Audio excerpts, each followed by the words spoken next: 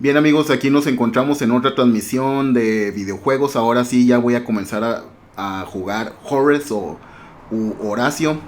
A ver qué tal está este juego. Esta es la parte uno. Entonces aquí comenzamos. No sé por qué no se quiere ver en el juego en sí. Ya le puse la ventana.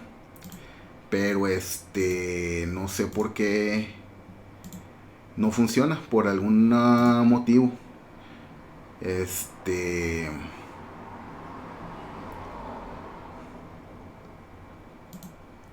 El Media Player, ese no sé qué es. Pero no sé por qué no.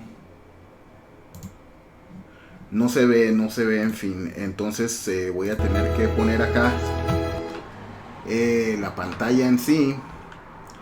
A ver si ahí lo pueden ver, amigos.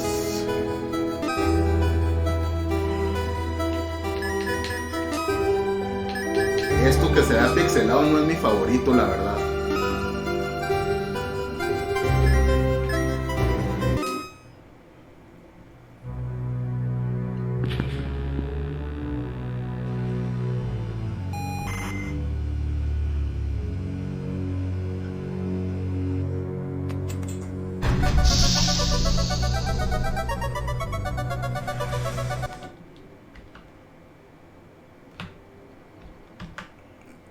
Ojalá sí se pueda ver, amigos.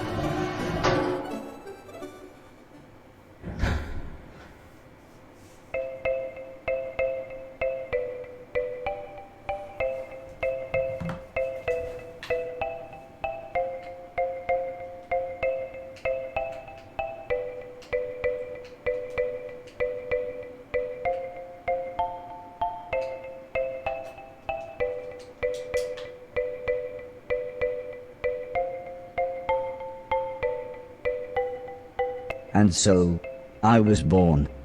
The first people I remember seeing were the old man, the old lady, and their daughter, Heather. After they'd said hello, the old man powered me down so he could install some software. I could tell they were nice people. The old man didn't give me a silly voice or stupid personality. And the old lady didn't dress me like a clown. Although for some reason, Heather really didn't like me. Once I'd had time to get used to walking, the old man asked me to dash from one end of the room to the other.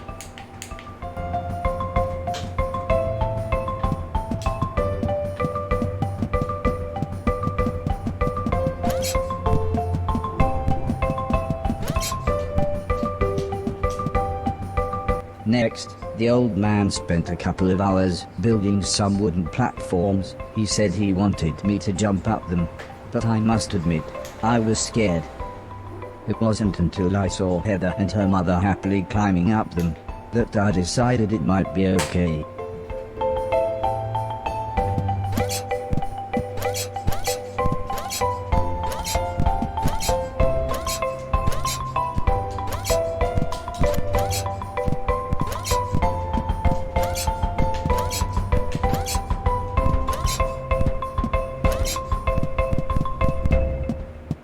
The old man then rearranged the platforms. He told me to try to reach the other end of the room without touching the floor.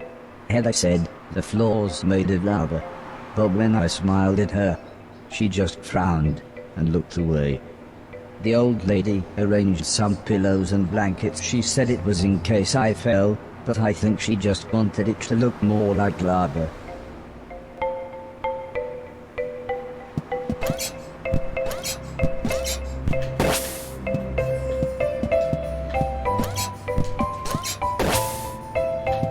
Válgame.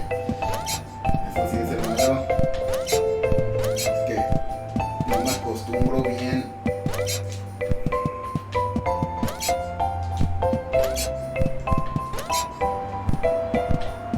When I reached the other side, the old man just smiled and said, "That'll do, for now."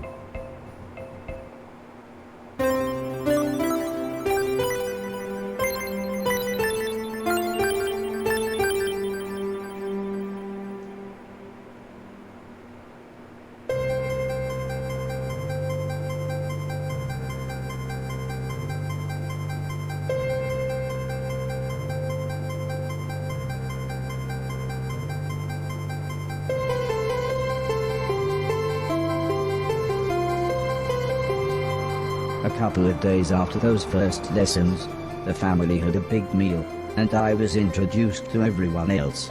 The professor was the old man's brother. He was very quiet, and always seemed to just kind of stare at me. He had lived with the old man for 5 years. The house was so huge they barely saw each other. He preferred instead to stay in his room, leaving everything up to his butler, Mr. Deck, as he insisted everyone call him, although the professor always called him Anton. For a while, he called me a yellow bastard, but the old man made him stop, as he thought it sounded racist. Mr. Silton was the old man's driver. Before he worked here, he'd gotten in with some bad people and was the driver in a post office robbery, although it all went wrong for some reason. Mr. Silton showed me a video of his band. I'm sure some people must like it, but I just found it terrifying. Then there was Alice. She was the cook. She was a nice old lady. When she was younger, she had been a TV chef. Then, years later, she had a small part in Coronation Street. Mr. Silton said, before she worked for the old man, Alice was quite a hoarder. She kept old newspapers and bicycles, and something about a poo in a shoebox.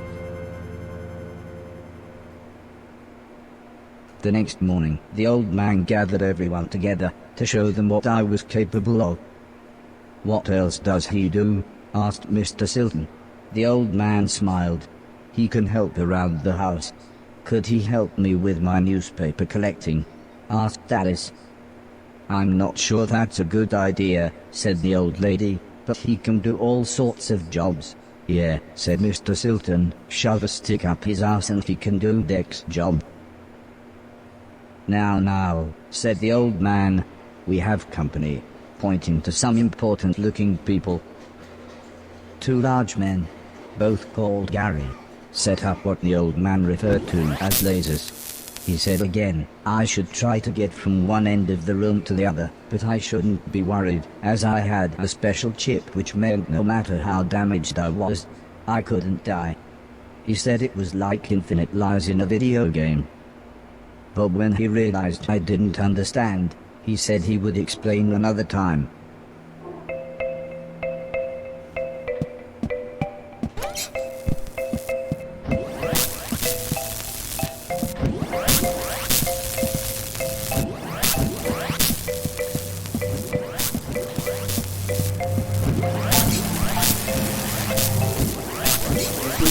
platformer. Válgame. Es un platformer, pero te empiezan desde el principio si quieres. Válgame. Qué maletas. Hasta yo me extraño. Válgame Dios. Un momento, amigos.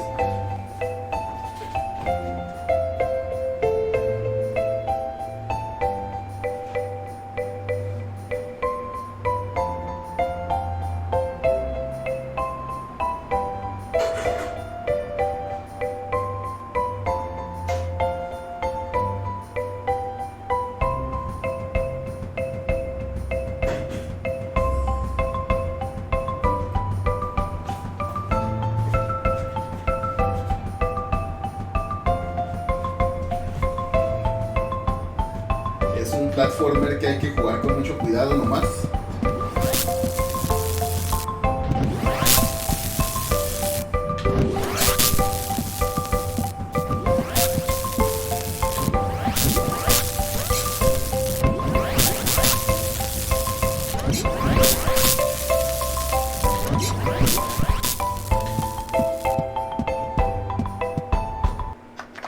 Everybody clapped, except the important-looking men. "Not exactly a cold, calculated killer, is it?" said the man in black. The man in grey laughed. "What kind of artificial intelligence was that?" he asked. "Move right, unless there's something in the way." Okay, said the old man. He turned to me and whispered, "They're going to make it quite a bit tougher. But I'm sure you'll be fine."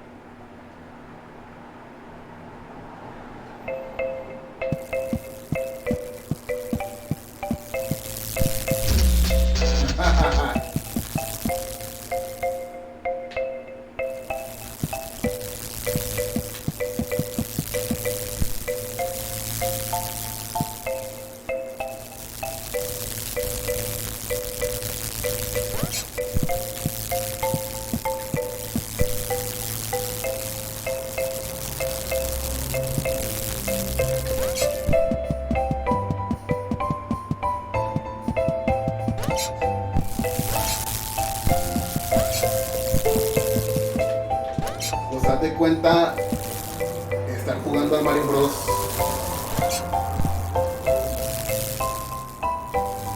Además que eso sí está más difícil.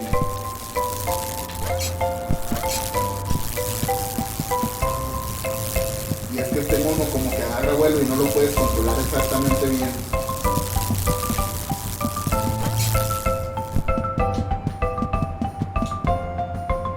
Y eso pues es lo difícil. The Garys then rearranged the room one last time. The old man smiled. Now, there's no need to look so glum," he said. "I'm still happy with everything you've done today. So this time, I was determined to do him proud."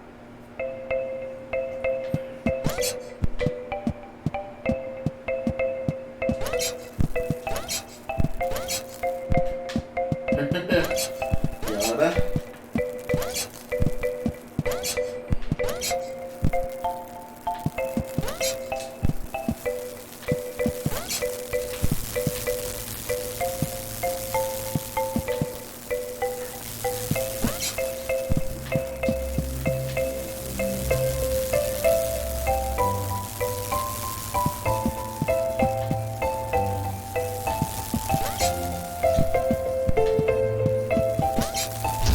no manches.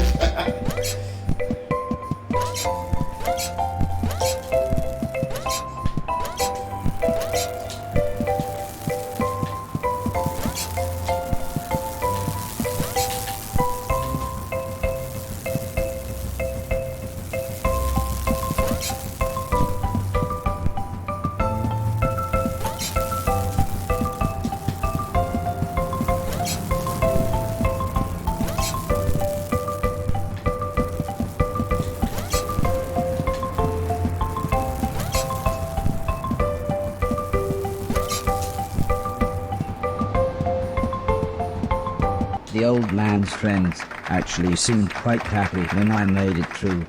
"We might have a winner after all," said the man in black. "It's no Killbot 3000. but you can almost see the fire in its eyes.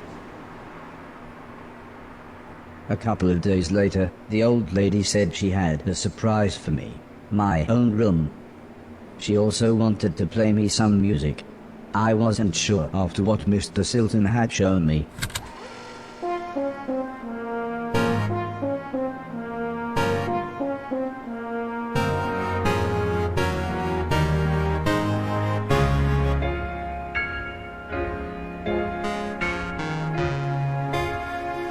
As if music wasn't amazing enough, the old lady then bought me a television set.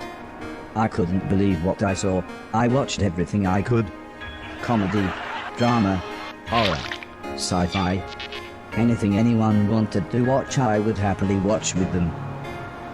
Then one day, the old man set up a small box. He plugged some cables into the television and said, "This is what I meant when I said video games." I played games at every chance I could. I took on everyone. I was unstoppable. I had enjoyed music, film, and television. But to me, video games really were the highest art form.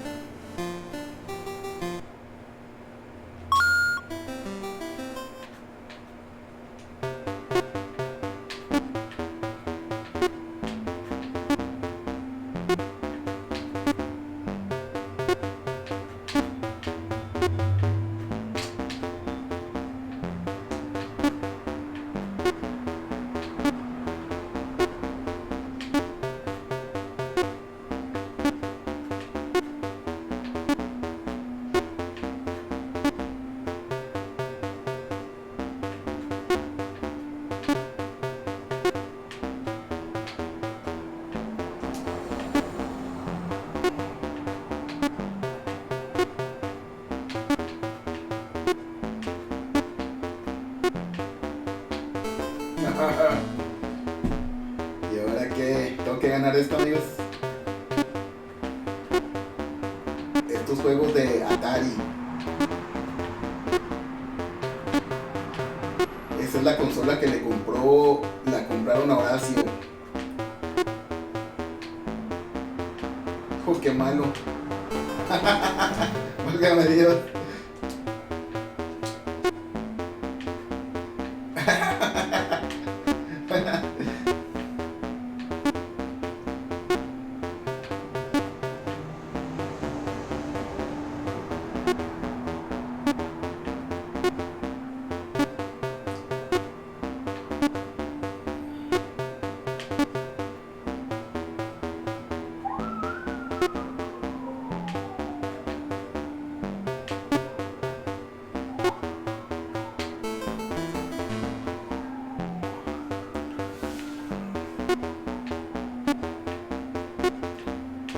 Aquí hasta que me haga bueno. Eso puede tomar mucho tiempo.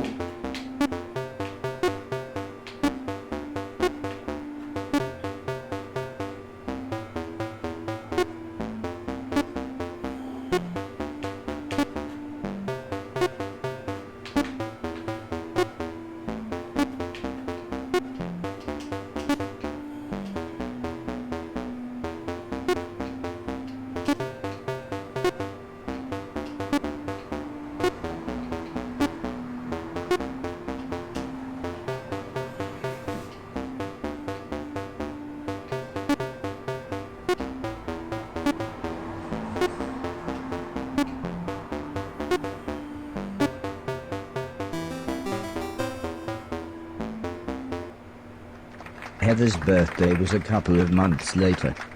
Her mum and dad had bought her a camera and arranged a day out by the sea so that Heather could take some photos, although I really don't think she wanted any pictures of me. When the old man asked the professor if he wanted to go, he frowned and said, "I can't believe you want to spend time with that thing. It could destroy the world." I wasn't sure what he meant, but the old man just smiled and said, "That's what you said about the Game Boy." Anton, how about you? I don't think so, said Mr. Deck. The last time I got in that car, Barry crashed us into a branch of Woolworths. I never would have gone into Woolworths of my own accord. The old man explained that the car was old and the brakes had failed, but Mr. Deck was having none of it. So Mr. Silton drove, and Alice came along for the fresh air.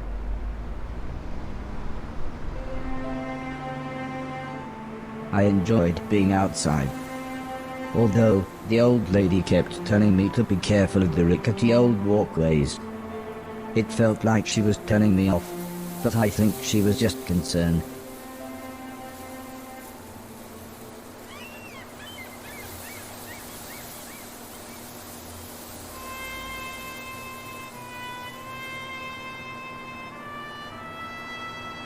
As the old man and I stood on the cliff tops, I could see something in the distance. I wasn't sure what it was, so I asked the old man. He said it was a battleship that had sunk in the 1940s. But he looked so sad when he spoke about war.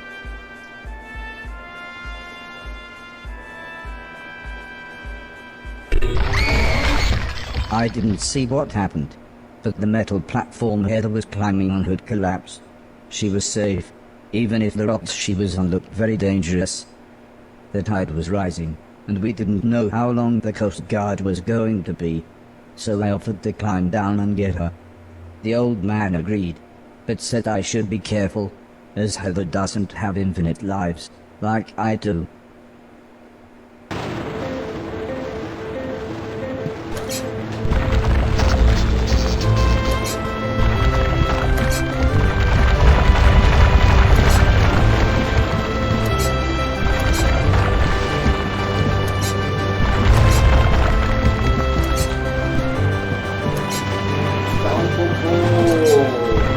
Difícil agarrarle a los controles, pero no está imposible. Nada más que pues es de esos juegos que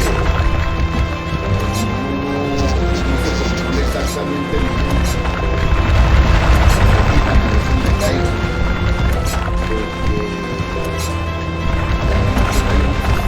porque la física del juego.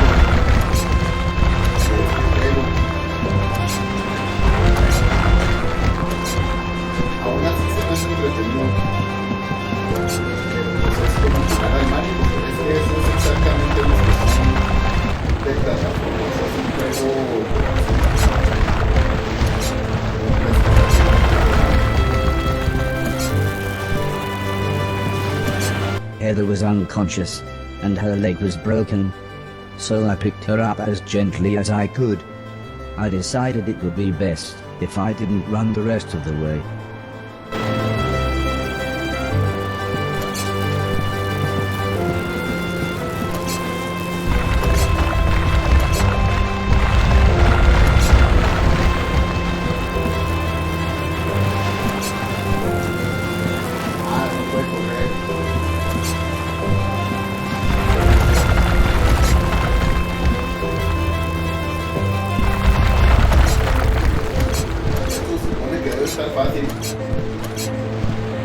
An ambulance had arrived by the time I had made it back to the cliff top. The medics made sure Heather was okay, and then took her off to hospital. A few days later, we all went to see how she was doing. She was fine, but would have to wear the cast for a couple of months.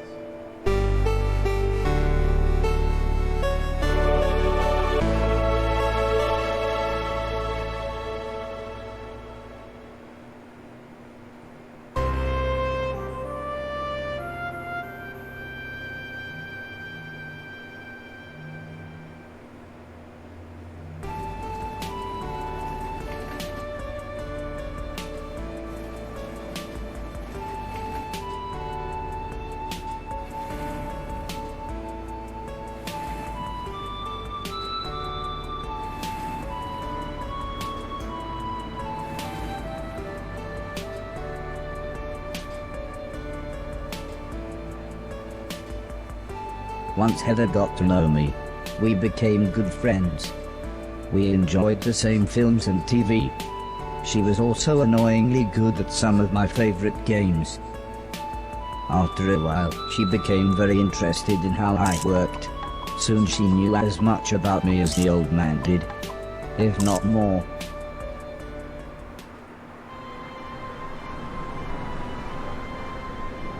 We spent the next couple of months visiting other countries, as when it came to teaching me things, the old man always liked to pick interesting locations. He had explained the basics of mathematics to me at the Great Pyramid of Egypt. Taught me history in the dead of night, surrounded by mysterious giant stones.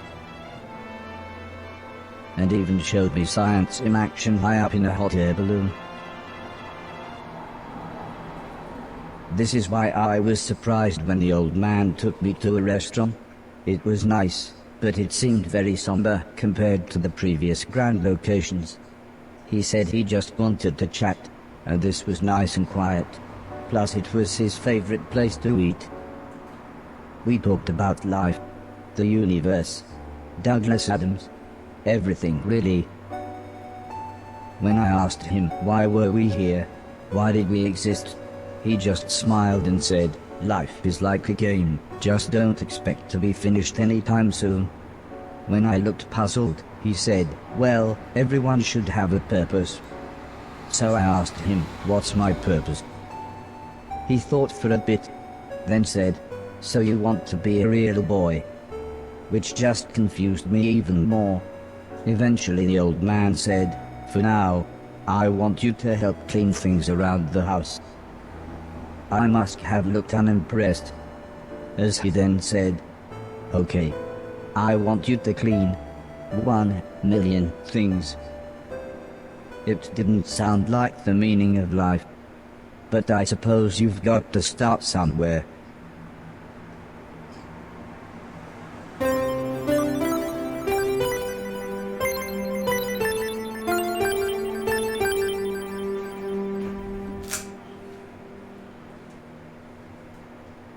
The next day, the old man said he wanted to install some more software, so he powered me down. When I came to, he said Mr. Silton had a joke for me, and that I should pull his finger. I don't think I got the joke, so the old man powered me down again. This time when I pulled Mr. Silton's finger, I got the joke, but it wasn't very funny. The old man then explained that he had installed a special chip which allowed me to clean away anything that was broken. He said it also tells me how many things are nearby, and how many smaller things are in a bigger thing. It all sounded very complicated, but he said all I really had to do was pause, and it would bring up all the information I needed. He then said he wanted me to find and clean all of the items in the room. He told me there would be some chains to climb, but that would be nice and easy, as I just had to press up. He then finished by saying, when I had collected all the items, I should come back here.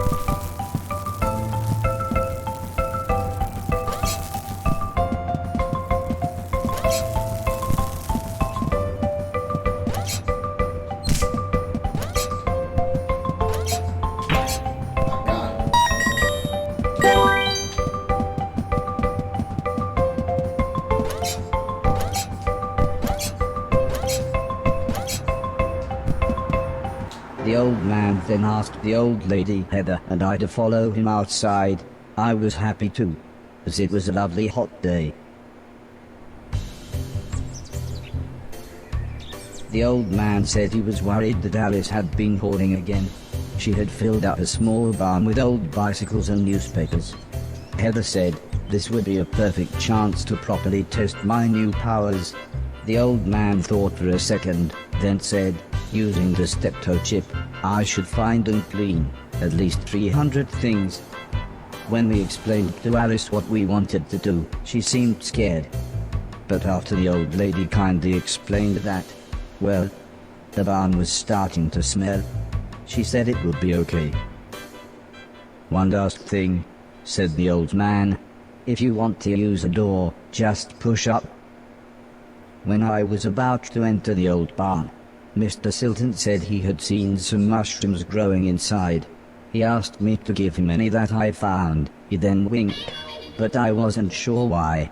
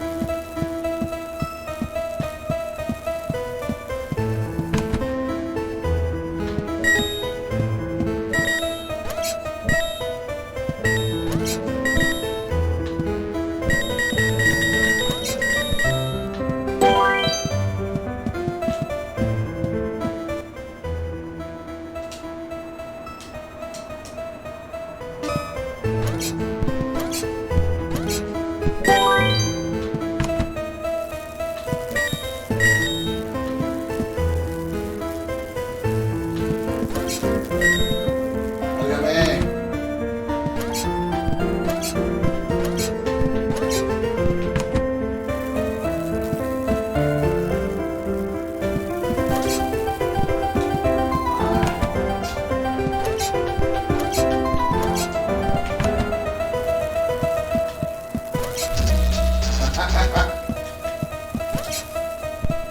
Óquela.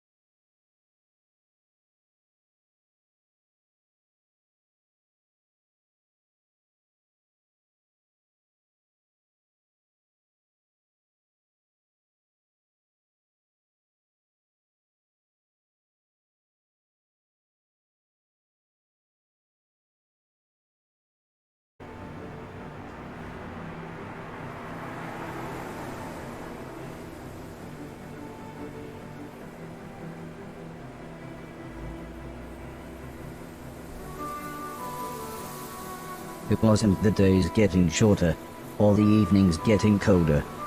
It was the falling leaves that really made me feel sad. As we watched the trees blowing in the breeze, the old lady said, "The leaves must fall before the blossom comes." She had already explained the seasons to me, so for once, I actually understood. But it didn't make me feel any better. The old lady obviously had enough of my moping, and said, "Right, next week we're going to have a party." For some reason she insisted that we were all going to wear costumes. Heather was very excited and said, "I've got some perfect ideas."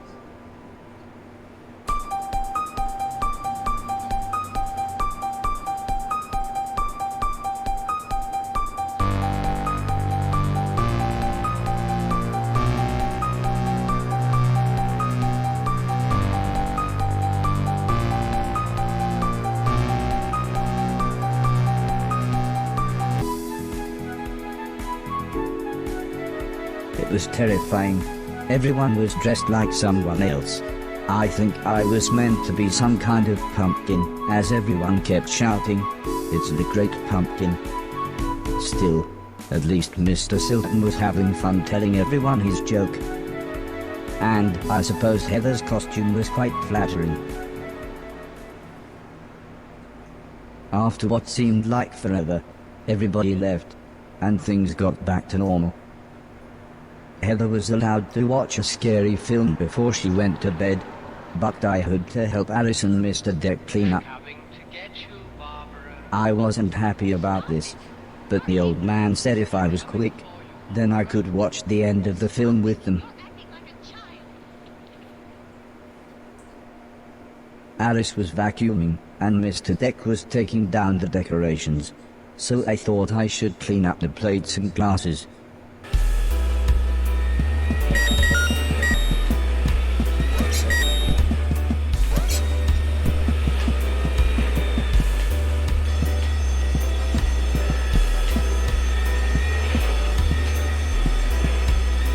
The ear-splitting sound was the fire alarm. As usual, Mr. Deck blamed Mr. Silton, saying he was probably smoking one of his jazz cigarettes.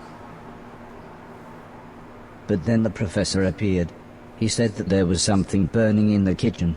Alice looked confused, saying that she hadn't cooked anything since the morning. We were all surprised when Mr. Deck opened the oven. Inside was a large black cloak and a slightly burnt pair of men's underwear. Suddenly the old lady burst in. She looked terrified. She kept shouting, "There's someone on the roof."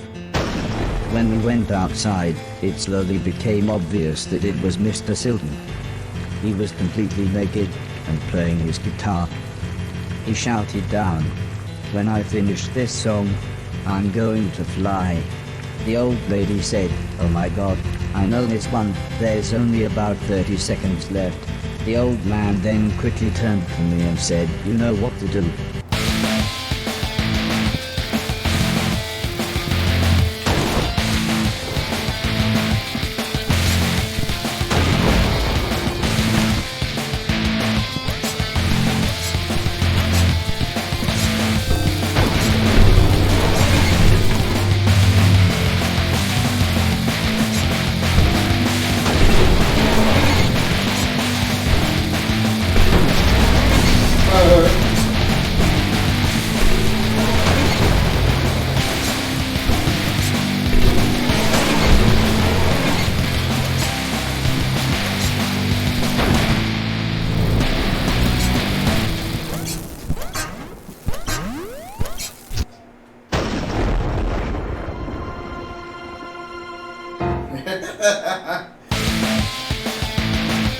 Momento, amigos.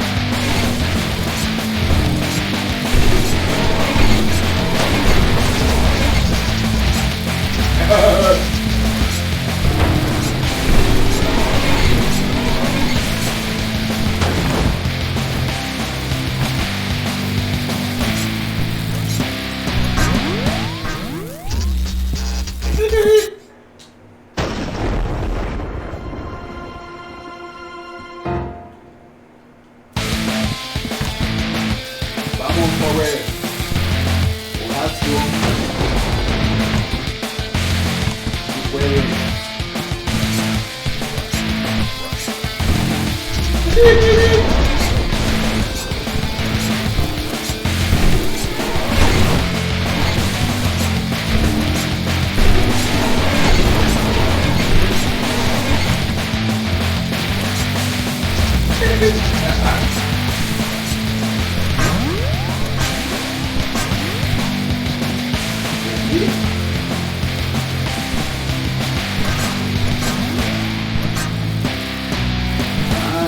Está ahí, sí.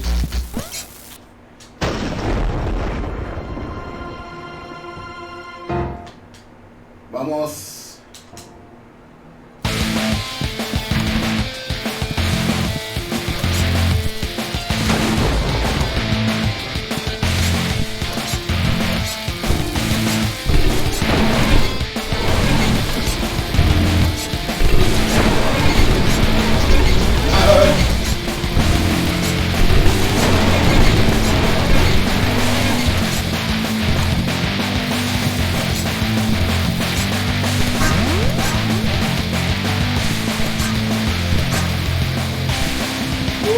By the time I had made it up to the roof, Mr. Silton was beside the edge.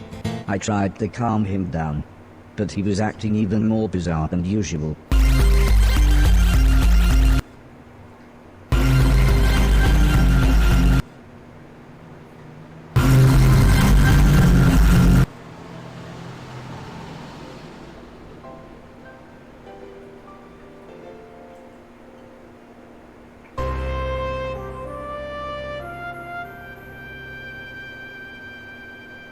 After an hour or so, Mr. Silton was fine.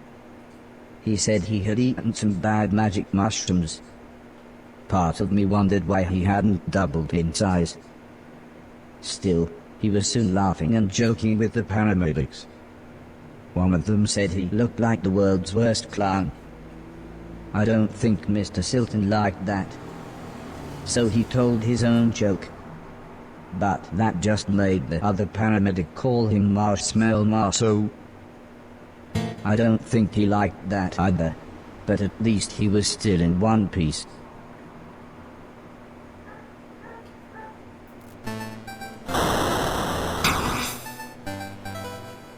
A month or so later, Heather and I were playing video games, when the old man said he wanted me to come outside.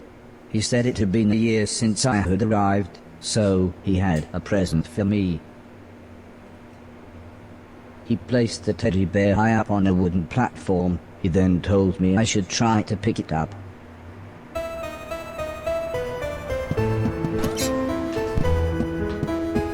Try as I might, I couldn't reach the teddy bear. However, I still don't understand what happened next.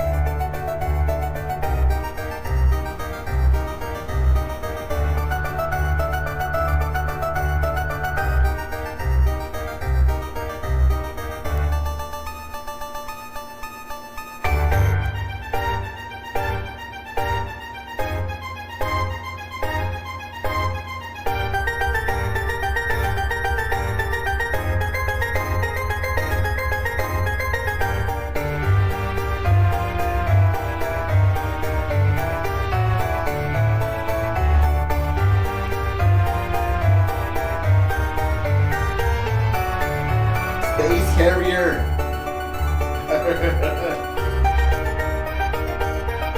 Outrun.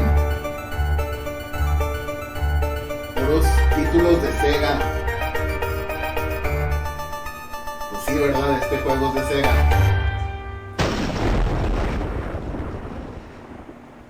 Was I dead? Was this heaven? It sort of looked like the basement bathroom.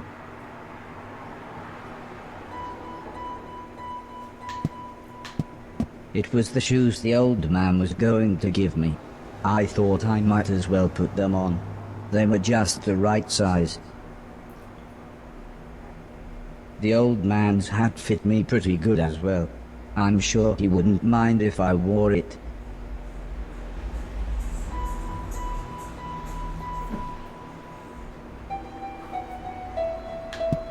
Amazingly, the shoes allowed me to defy gravity.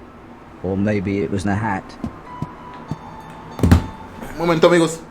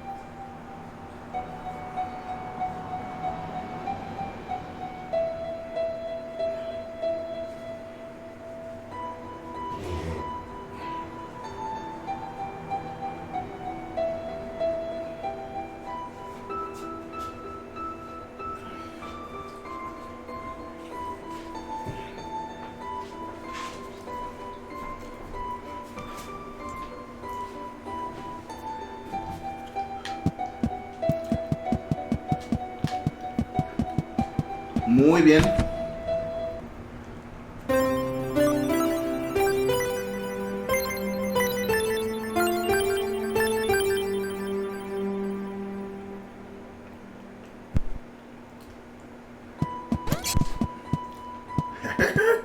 ¿Y ahora? Ah, ok. Ya entiendo.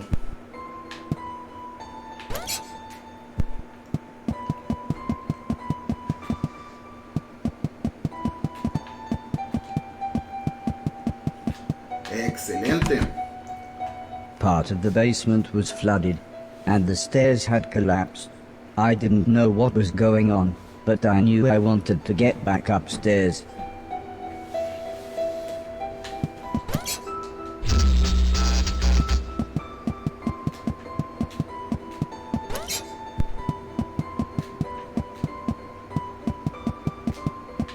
The gate was locked. I would need a key to open it. I had to be careful. The electricity was going haywire in some places.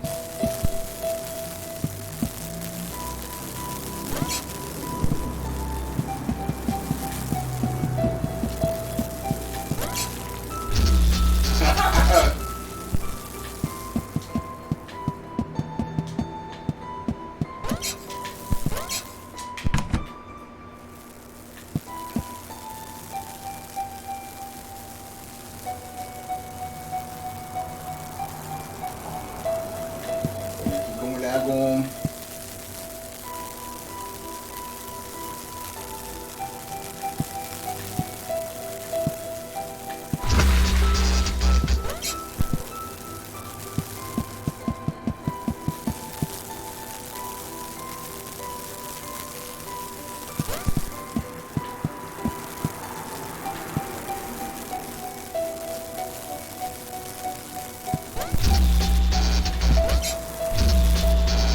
Válgame.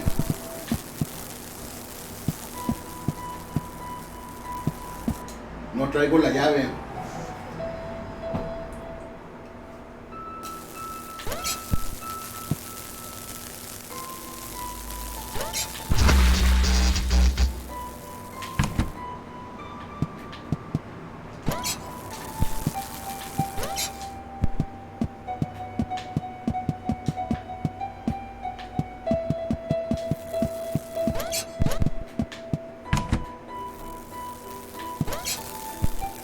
Yo creo que aquí me atoro, amigos. No sé cómo ven.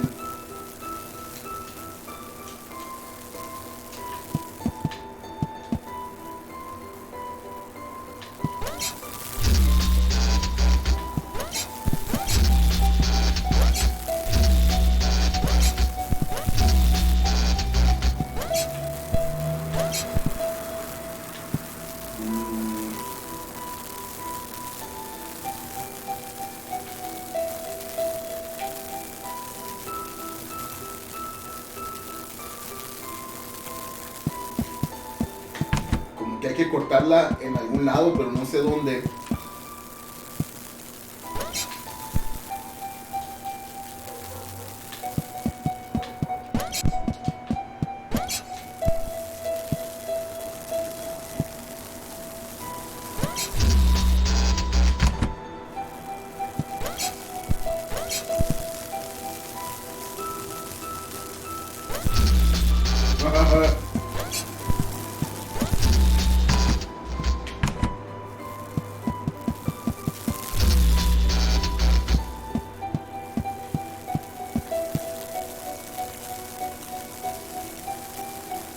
¿Cómo le hago?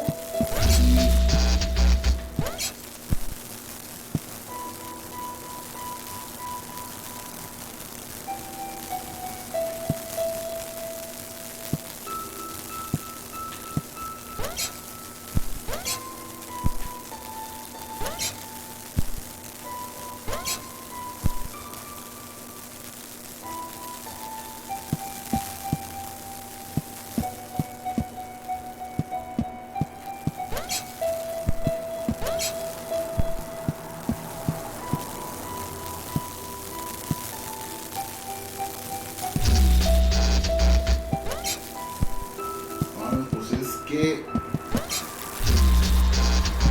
ya me acordé aquí. Y es, ¿cómo le hago?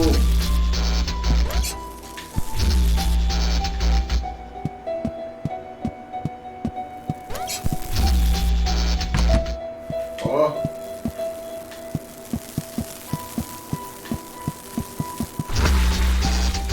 no.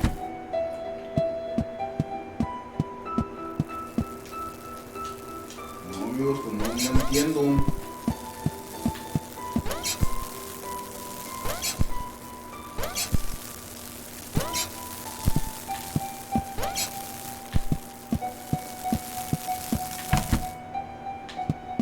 The gate was locked. I would need a key to open it.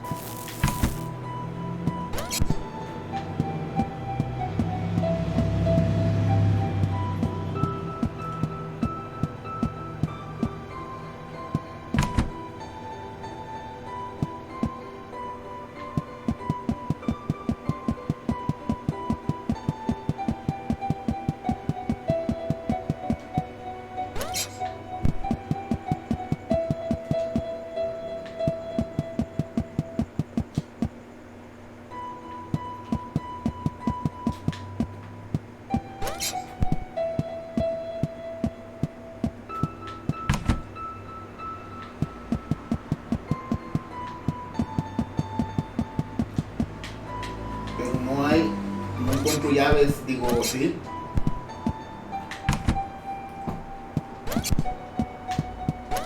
Me lo voy a tener que jugar acá.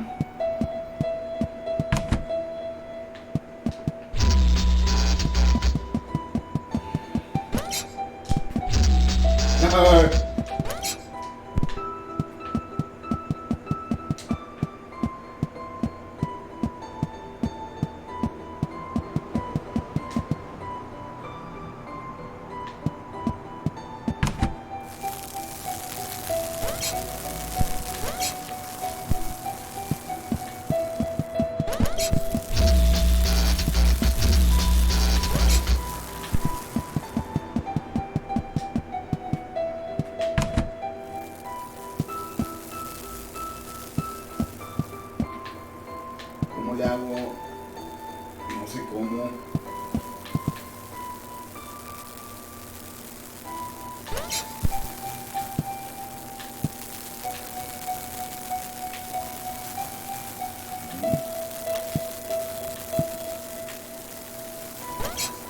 Ah, ya sé cómo.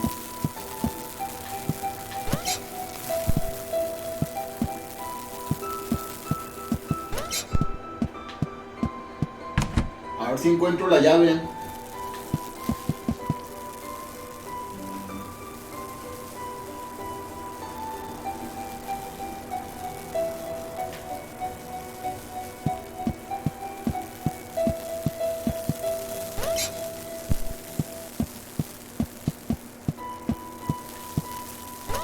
Acá.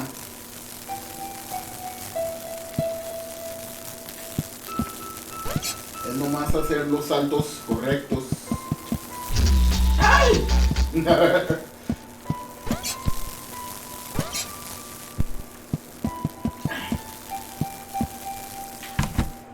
How long had I been asleep?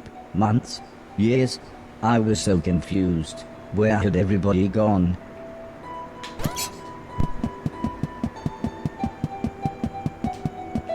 A ver si estas estatuas nos dan alguna pista. No, creo que no.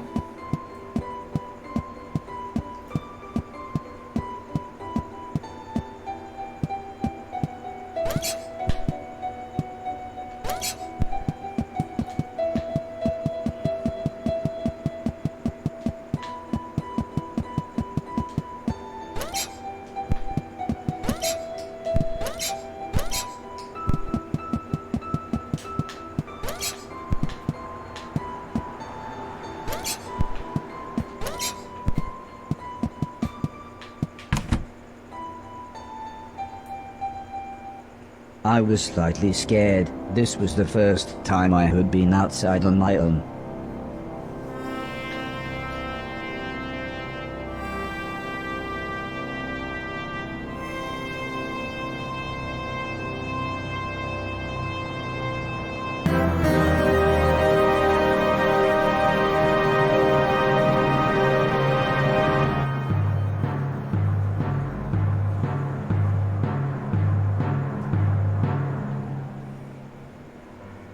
I knew what I had to do. This had to be my purpose. I would clean a million things, so I could become a real boy. Whatever that meant.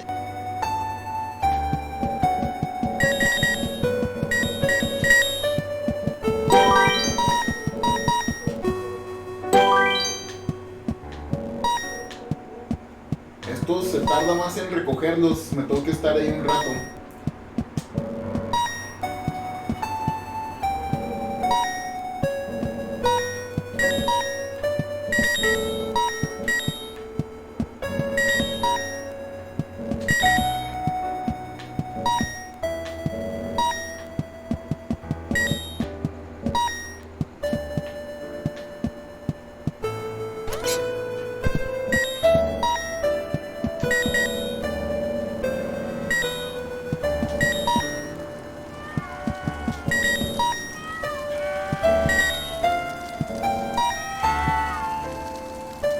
The gate was locked. I would need a key to open it.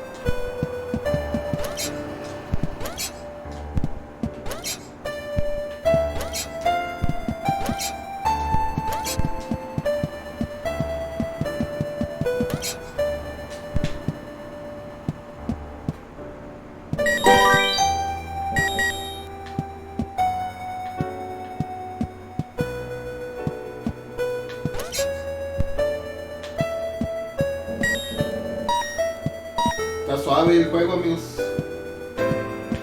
Más que aquí no sé cómo.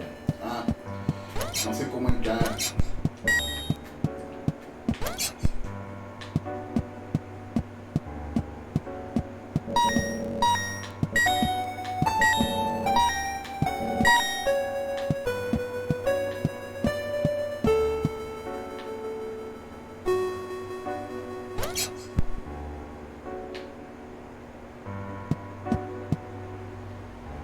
No.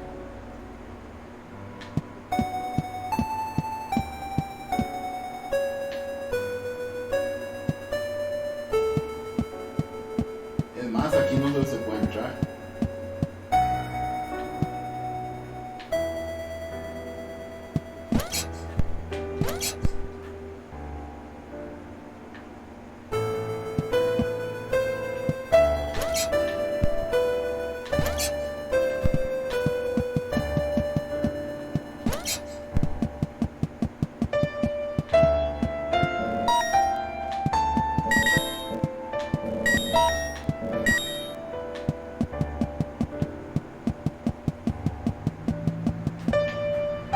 I was surprised to see an old man, but not as surprised as he was.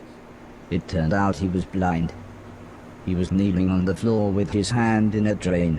When I asked him what he was doing, he said his cat had crawled into the pipes, and he was trying to get her out.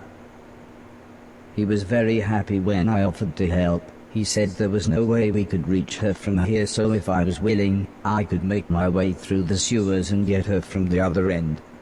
He said he would turn off the water for as long as possible, but I would have to run, as the pipes would soon fill up again. I happily agreed. So he gave me a key. He said this will open all the sewer gates.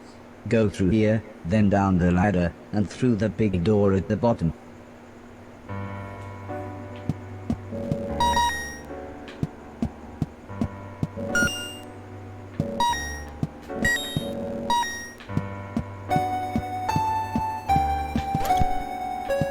Déjame quitarte un poco de tu basura.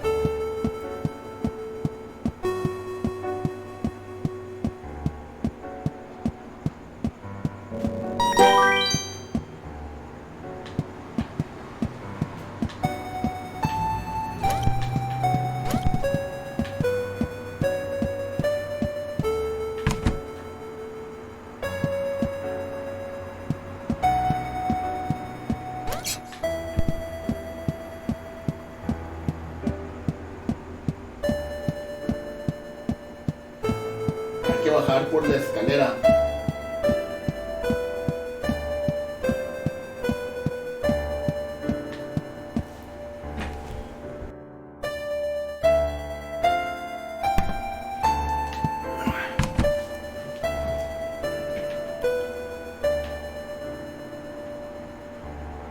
Y I ahora better run.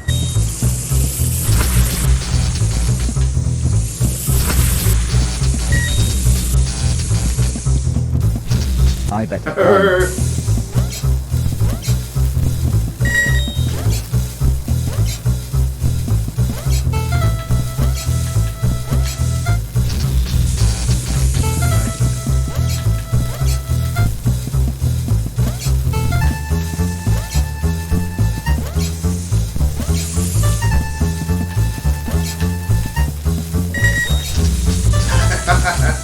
no manches.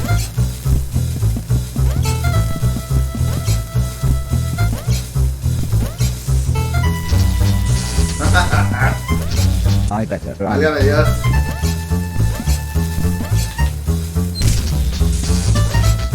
Este juego está.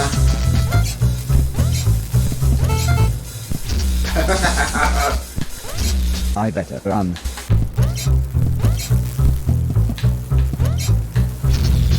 Válgame. ¿Qué me está sucediendo?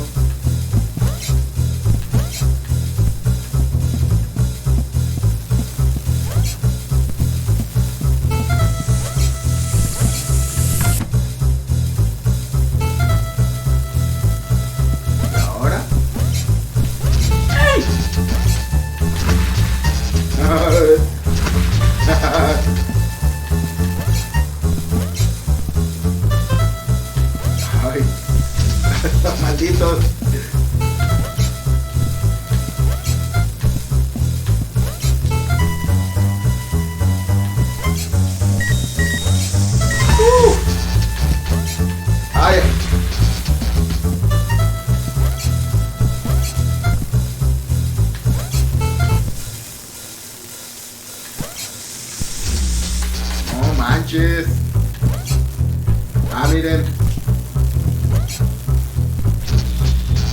arriba hay algo.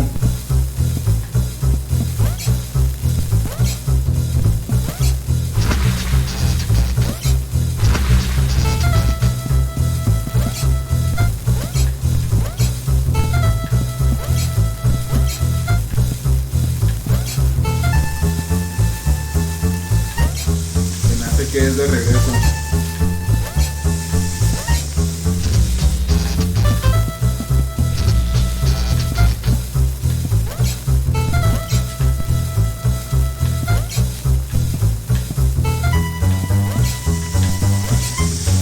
¡No!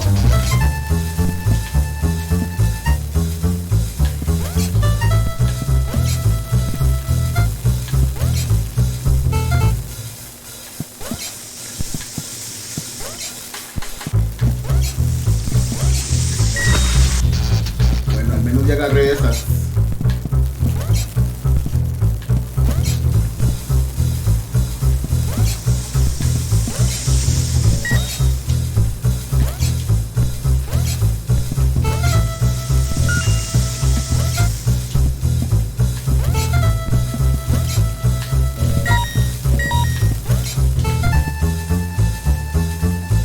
Y arriba, ¿cómo le hago, amigos?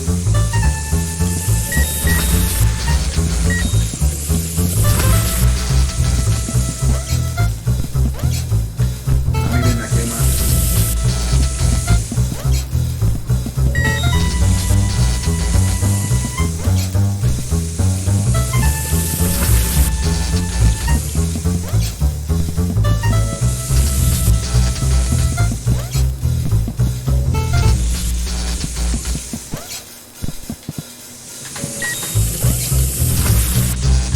Va.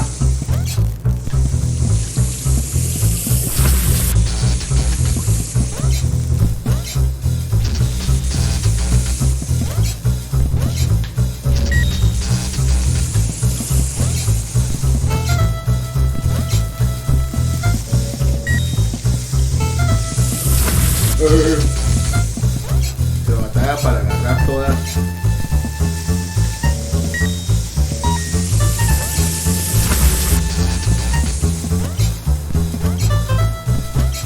Toda la basura.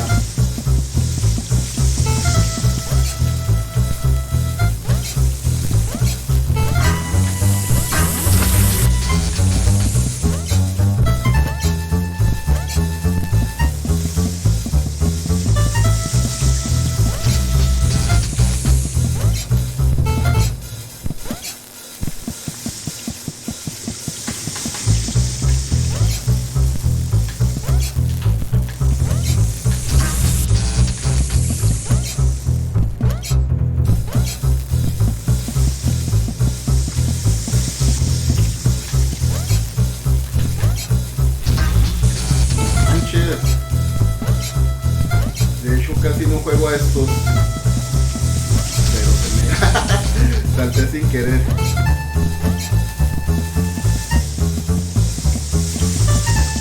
Ah, ya. Ya sé cómo, amigos.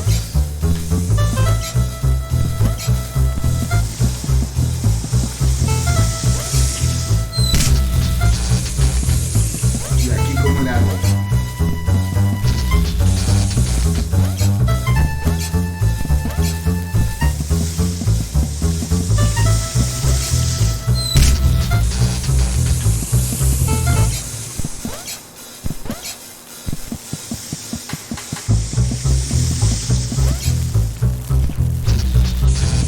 Ven lo que les digo de que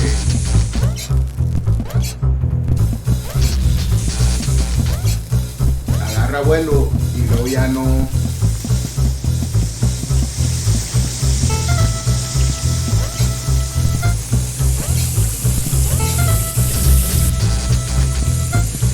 Ahí es donde estoy batallando en ese salto.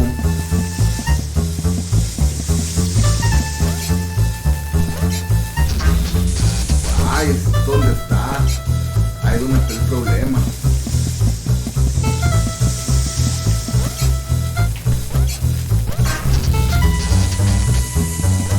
En ese salto es donde no puedo.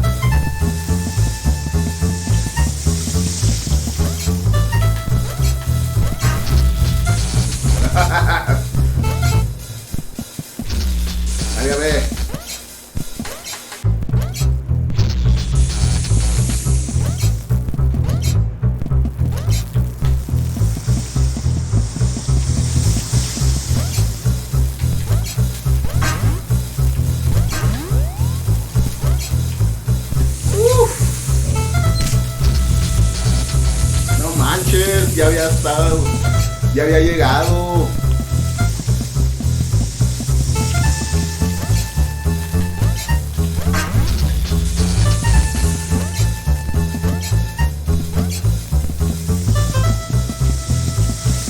Aunque no vi bien la puerta donde estaba.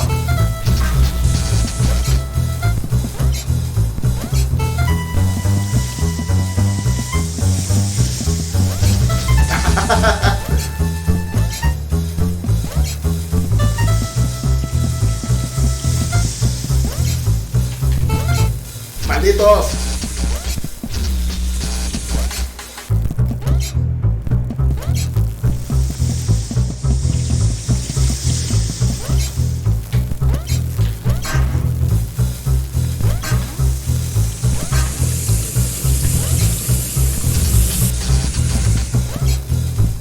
Muy lento.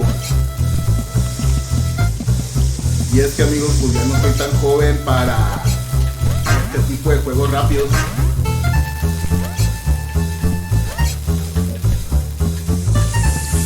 I found the old man's cat. She was fine, if a little confused. I was horrified.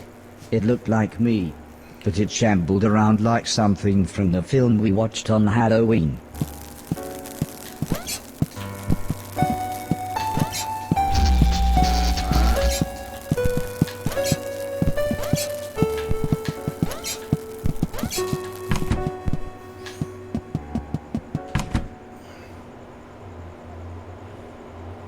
The man was happy to have his cat back. He looked so content with her sat on his lap. I told him about the thing I saw, but he just laughed and said, "Those bastard robots, they're always getting up through the pipes. Don't worry though, it'll never get through the big doors. If I had my way, we'd have blown up the lot of them when we had the chance." I wasn't sure what he meant, but I decided now wouldn't be the best time to tell him I was a robot. The man laughed and said, "Don't worry, I know who you are," and told me that he knew the old man.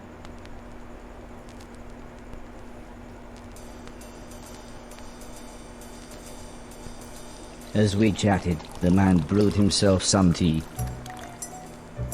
He said that he had worked for the old man. In fact, he had lost his sight in one of the old man's factories. Strangely, he smiled at this thought. "He always did me right," he said. "When I had my accident, the old man said he would look after me. And he did.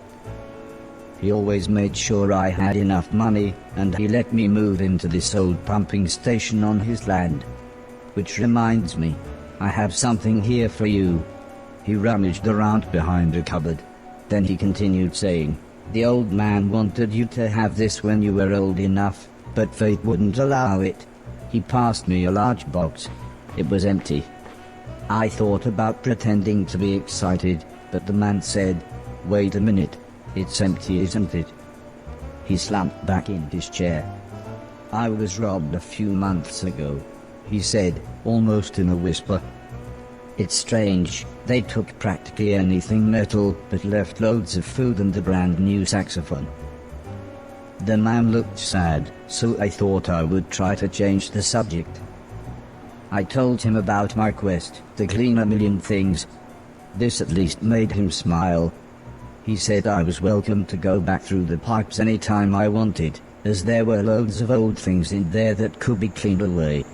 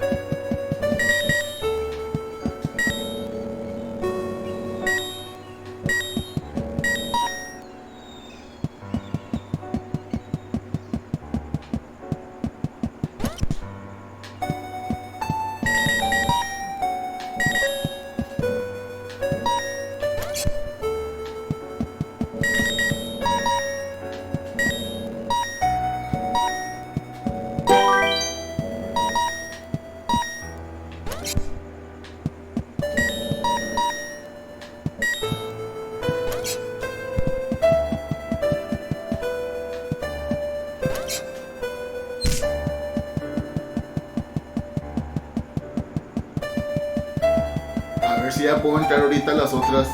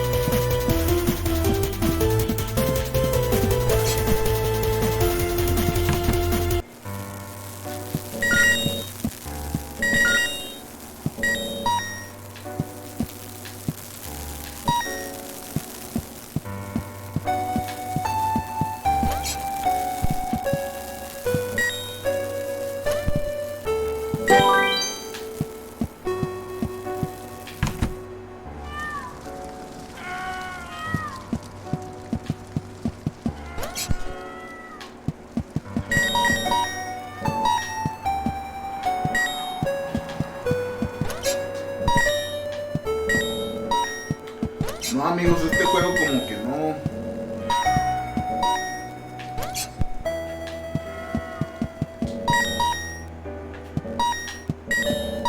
Nomás se trata de ir recogiendo basura.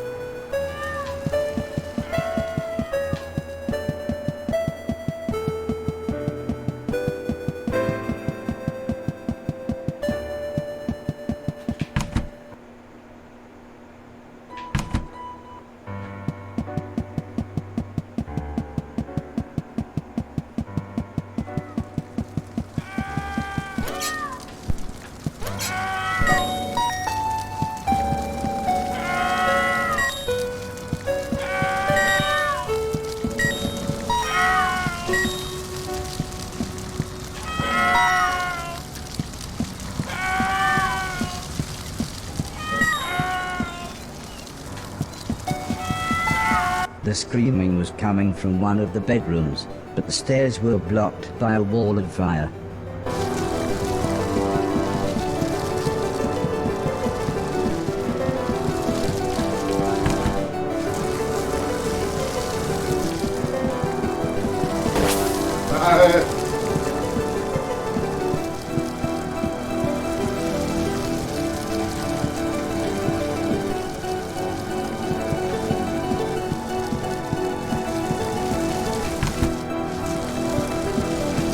The people screaming turned out to be a man, a woman, and their children.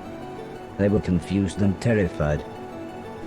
At first the man looked like he was ready to fight me, but after I convinced them that I was there to help, he calmed down. There was no way I could carry them all at once, so the children went first.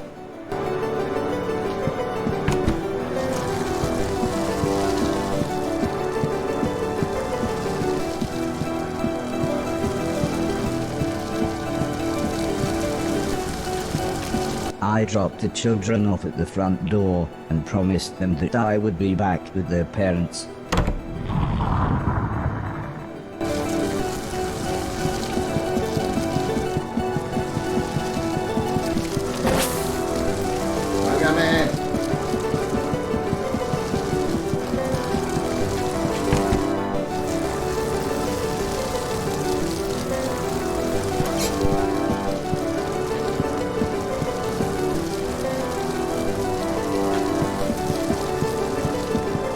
The fire was getting much worse, so the woman went next.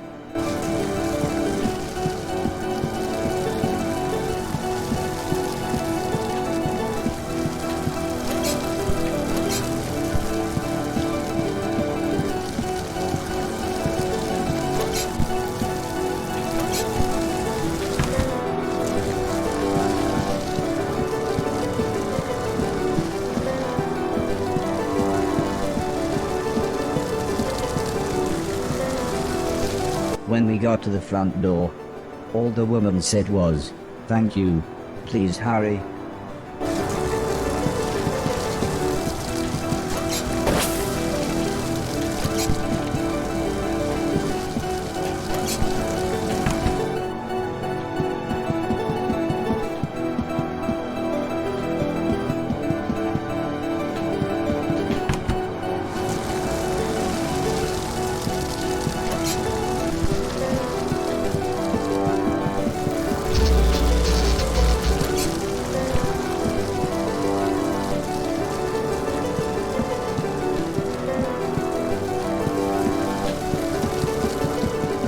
By the time I managed to get back, the man was unconscious. I had to pick him up quickly, as I could tell the house was going to collapse at any moment.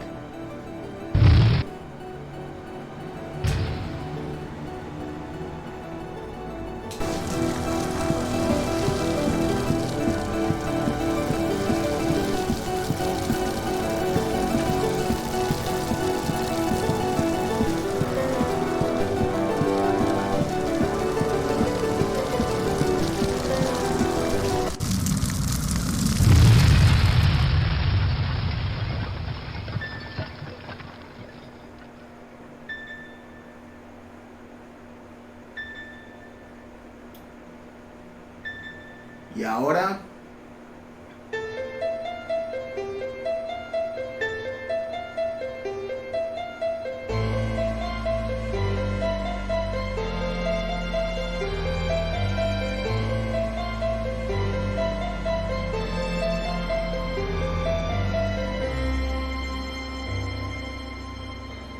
I helped the family set up a tent so they had somewhere to stay. The kids were excited as they got to camp outside, but I think they knew they had just lost their home. When I mentioned my quest to clean a million things, the man said I should look through the rubble of the house, as they had no use for it. So, when everyone was making dinner, I looked through the wreckage. There wasn't anything I could clean, but to my astonishment, I found a TV set and a games console. With a bit of fiddling I was able to get them to work. So I sat playing games with the kids until their parents said it was bedtime. As we talked, The man opened a bottle of wine. I asked what had happened. Why was everything so ruined? The man looked at the woman, then the woman sighed and said, "There was a war." "Yes, a war," said the man. "One side of the planet attacked the other, and before we knew, it was all over. Everything gone. Everything destroyed." "Well, it's late," said the woman. "We should really get some sleep. Help yourself to anything you need, and we'll see you tomorrow."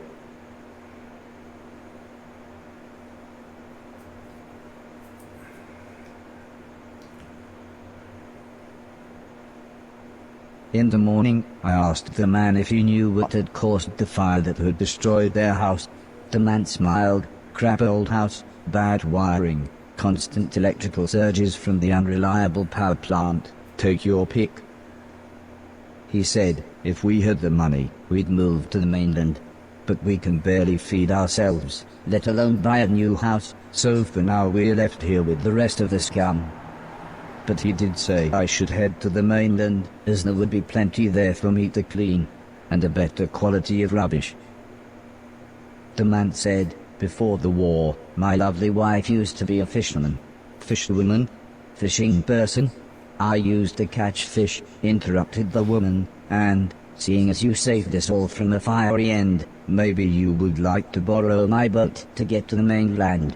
I was a little scared, but then they gave me some captain software and I was an old salty sea dog within minutes.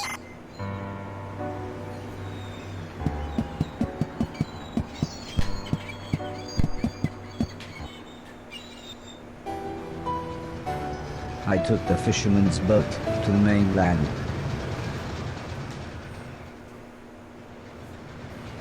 The fisherman was right. Everything was in pieces. Everything had been destroyed.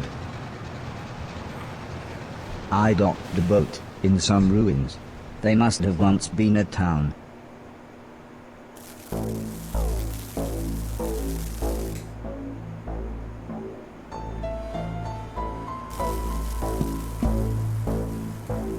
Muy bien, amigos, ahí le voy a dejar en la primera parte.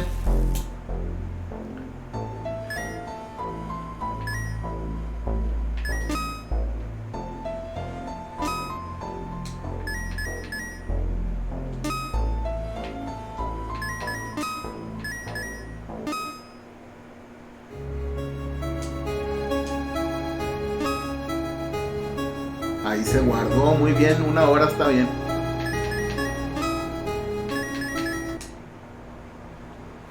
Y ahorita voy a transmitir Fest. Entonces gracias por haberme acompañado. Nos vemos ahorita en unos minutos.